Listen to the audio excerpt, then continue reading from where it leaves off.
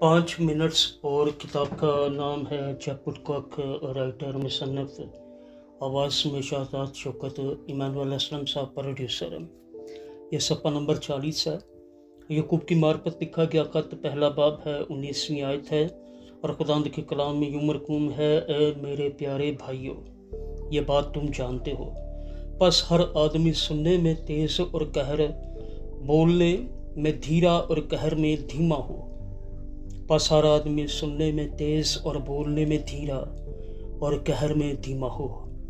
मवासलात यानी राबता।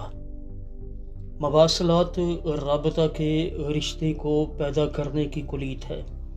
अक्सर हम समझते हैं कि हम जो ज़िंदगी बदलने वाली सच्चाई जानते हैं, इसके बारे में दूसरे लोगों को बताने से उनके साथ मोहब्बत रखते हैं, यानी अवेयरनेस देना।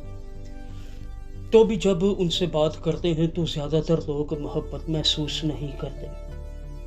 मोहब्बत के मामला में लेक्चर और बातचीत के दरमियान एक मुख्तलिफ दुनिया है। बातचीत वक्त लेती है, तवज्जो मांगती है, लेकिन कोशिश अजर के काबिल होती है।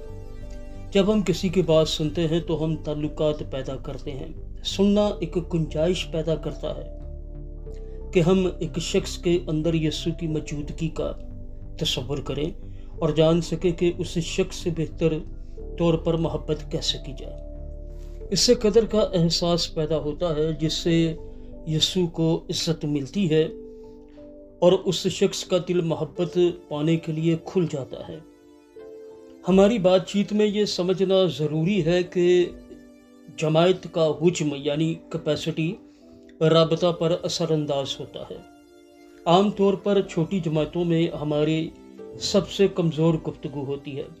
ये ख़ास तौर पर कुर्बत के जद्दोजहद में होता है। 5 मिनट और किताब का नाम है चैपुटकॉक। राइटर मुसन्नफ़, जबकि इमानुअल असलम साहब प्रोड्यूसर हैं। आवाज़ में शाहजाद शौकत। यह है सफ़ा नंबर 40।